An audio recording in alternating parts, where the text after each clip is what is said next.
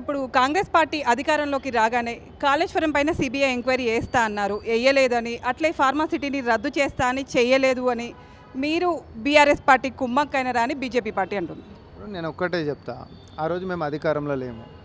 So కేంద్రంలో అధికారంలో ఉంటున్నటువంటి బీజేపీ ఏదైతే ఉందో, మీరు నిజంగానే మీకు వీళ్ళకి సంబంధం లేకపోతే, మీకు వీళ్ళకి దోస్తాన్ లేకపోతే, ఆధారాలు అని చెప్పి మీ టేబుల్ మీద ఉన్నాయని చెప్పి ప్రధానమంత్రి గారే అన్నారు, తర్వాత హోంమంత్రి అమిత్ షా గారు అన్నారు, తర్వాత మీ జాతీయ అధ్యక్షుడు నడ్డా గారు ఇక్కడ తెలంగాణ సాక్షిగా అన్నారు, తర్వాత కరీంనగర్లో నేను మోడీ గారు వచ్చేసి కవితను అరెస్ట్ చేస్తున్నాము, ఇది మోడీ మాట అని కూడా అన్నారు.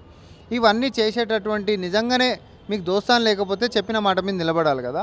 మరి ఆధారాలను ఉన్నప్పుడు చర్యలు ఎందుకు తీసుకోరు అని చెప్పి కాంగ్రెస్ పార్టీ ఆ రోజు ప్రతిపక్షంలో ఉండి మేము అడిగినాము. కానీ కేంద్రంలో అధికారంలో ఉంటున్నటువంటి బీజేపీ వాళ్ళ మీద చర్యలు తీసుకోలేదు.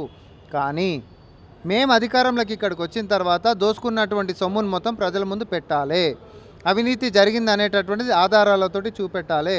ఈరోజు మేమే అధికారంలో ఉన్నాం కాబట్టి ప్రజల ముందు ఎట్లా దోసుక తిన్నారు, ఎవడోడు దోసుక తిన్నాడు, ఎన్ని లక్షల కోట్లు కుంభకోణాలు చేసిరు అనేటటువంటిది మేము ప్రజల ముందు పెట్టనీకనే జ్యుడిషియల్ విచారణ వేసినాము. కాంగ్రెస్ పార్టీ ఏ విచారణలు చేయకుండానే పక్కకు జరిపింది లేదు.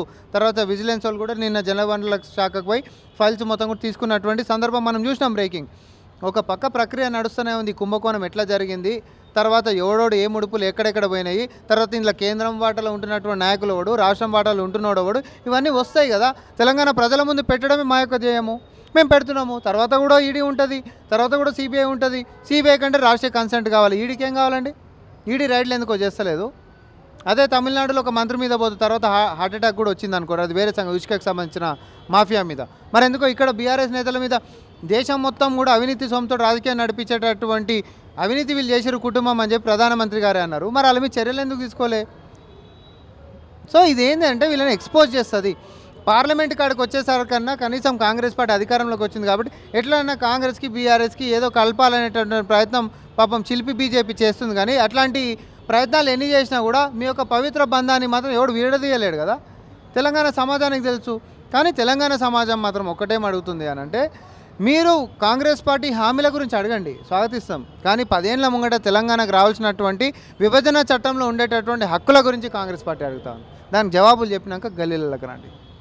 ప్రజాపాలనకి సంబంధించిన దరఖాస్తులు వెళ్ళి రోడ్ల మీద పడ్డాయి. ప్రజలకు సంబంధించిన ప్రైవేట్ డేటా కాంగ్రెస్ పార్టీ రోడ్ల పాలు చేస్తుంది, ప్రజల్ని రోడ్ల పాలు చేస్తుంది అని బీఆర్ఎస్ పార్టీ అంటుంది.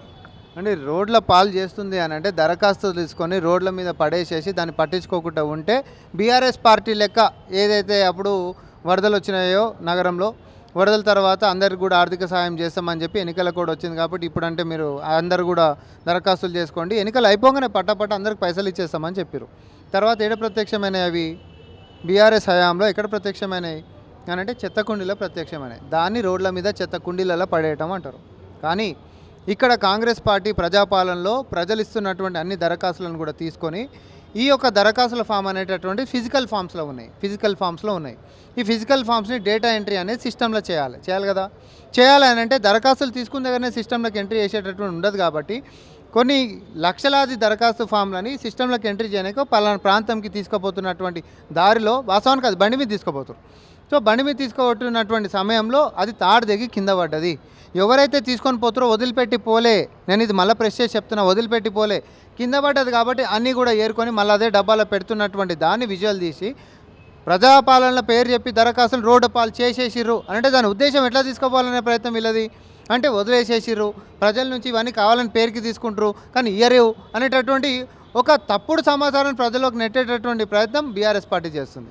కానీ ఆడ కింద పడ్డటువంటి మానవ తప్పిదమే కదా. మనం కూడా పోతుండే బండి మీదకి నుంచి పడతాం, బండి మీద తీసుకుపోతుంటే నేను సామాన్ కింద పడితే తీసుకొని పోతాం కదా. సో బాధ్యతగానే మళ్ళాడ తీసుకొని పోతున్నటువంటి దాన్ని దుష్ప్రచారం ఇట్లా చేసినటువంటి దాన్ని.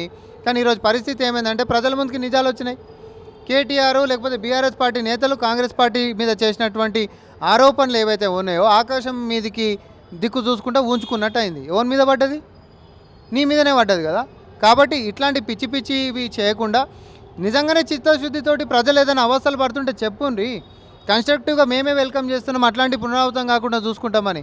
కానీ ఏం లేకుండానే తప్పులు దోలాడుకుంటా మీరేదో కొత్తగా జనాల ముందుకి అబద్ధాన్ని నెట్టేటటువంటి ప్రయత్నం చేసినందుకే 10 సంవత్సరాల్లో మీరు చేసినటువంటి మోసాలు భరించలేకనే మిమ్మల్ని ఇంటికి పంపించారు. ఇది అర్థం చేసుకోండి.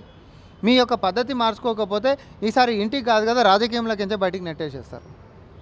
సో మూడోసారి కూడా ప్రజలు ప్రధానిగా మోదీనే కోరుకుంటున్నారని, రాహుల్ గాంధీ గెలిచే అవకాశమే లేదు ప్రధానిగా అని, సో ఏదో ఒక 2 ప్లేస్లలో గాలివటంగా గెలవగానే రాహుల్ గాంధీ ప్రధాని ఎలా అవుతాడని సార్ బీజేపీ పార్టీ అంటుంది. ఇప్పుడు బీజేపీ పార్టీ ఆఫీస్లో మాట్లాడుకుంటారేమో ఇవన్నీ, కానీ అంటే ఇప్పుడు అది కూడా మాట్లాడుకునే పరిస్థితి లేనట్టుంది. పార్కింగ్ అంతా ఖాళీగా ఉంటుంది. మన ఎవరో వీడియోలు తీసి విజువల్స్ చూపించారు. అయితే సేమ్ ఇదే కాన్ఫిడెన్స్ తోటి మరి రాష్ట్రంలో ఎన్నికలలో కూడా గదే ఉండే, మేమే సీఎం అవుతున్నాం, మేమే గెలుస్తున్నాము, మోడీ గారి ఆశీర్వాదంతో ఆయన కూడా చాలా చెప్పులు అరిగిపోయేటట్టు తిరిగిండు కదా ప్రధానమంత్రి గారి లెక్క.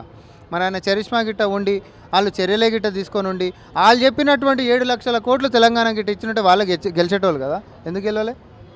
ఎందుకంటే మీరు చెప్పేటటువంటి మాటలు నమ్ముతలేరు కాబట్టి, ఎందుకంటే మీరు చెప్తున్నటువంటి మాటల్లో నిజం లేదు కాబట్టి, మీరు తెలంగాణకి చేసింది ఏం లేదు కాబట్టి.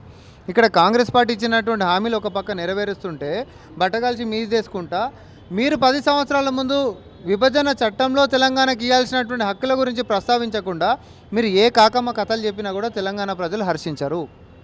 ప్రజలు అడిగేటటువంటి మొదటి ప్రశ్న ఒకటే అవుతుంది, ఈ కథలన్నీ తర్వాత చెప్తూ కానీ మా యొక్క విభజన చట్టంలో ఉండాల్సినటువంటి హక్కుల సంగతి ఏందని చెప్పి బీజేపీ నాయకులను అడుగుతున్నారు. దీనికి జవాబులు చెప్పకపోతే లోక్సభ ఎన్నికలలో తుక్కు ఓడగొడతారు. ఇది జరగబోతుంది. ఎంపీ ఎలక్షన్లో కాంగ్రెస్ పార్టీ టార్గెట్ ఎంత సార్? ఇప్పుడు తెలంగాణ ఇంట్రెస్ట్ని కాపాడుకుంటా ఏ పార్టీ అన్న కొట్లాడుతుంది అని అంటే వారితోటి మాకు పోటీ ఉంటుంది అని అనుకుంటాం. కానీ ముగ్గురు కూడా ములాదైపోయి ఒకరికొకరు హెల్ప్ చేసుకుంటా ప్రజలకి మేలు చేస్తున్నటువంటి కాంగ్రెస్ పార్టీని మాత్రం ప్రజలకు దూరం చేయాలనుకుంటున్నట్టు మాకేవి కూడా పోటీ కాదు. సో 17 సీట్ల దగ్గర కూడా మేము సీరియస్గానే కంటెస్ట్ చేస్తాం. 17 సీట్లు గెలిచేటటువంటి దిశగానే మా యొక్క వ్యూహాలు ప్రణాళికలు ఉండబోతున్నాయి.